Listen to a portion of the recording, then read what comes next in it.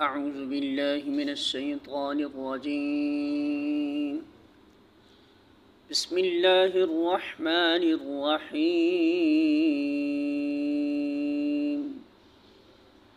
يريد الله ليبين لكم ويهديكم سنن الذين من قبلكم ويتوب عليكم واللہ علیم حکیم۔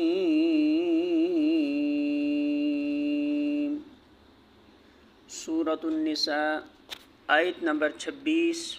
ترجمہ: اللہ چاہتا ہے کہ تم پر ان طریقوں کو واضح کرے اور انہی طریقوں پر تمہیں چلائے جن کی پیروی تم سے پہلے گزرے ہوئے صلحاء کرتے تھے۔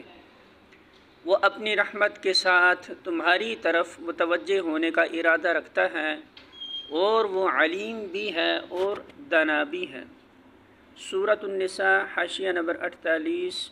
سورہ کے آغاز سے یہاں تک کہ جو ہدایات دی گئی ہیں اور اس سورہ کے نزول سے پہلے سورہ بقرہ میں مسائل تمدن و معاشرت کے متعلق جو ہدایات جاری دی جا چکی تھیں ان سب کی طرف بحیثیت مجموعی اشارہ کرتے ہوئے فرمایا جا رہا ہے کہ یہ معاشرت، اخلاق اور تمدن کے وہ قوانین ہیں جن پر قدیم ترین زمانہ سے ہر دور کے انبیاء اور ان کے صالح پیرو عمل کرتے چلے آئے ہیں، اور یہ اللہ کی عنایات و مہربانی ہے کہ وہ تم کو جاہلیت کی حالت سے نکال کر صالحین کے طریقۂ زندگی کی طرف تمہاری رہنمائی کر رہا ہے۔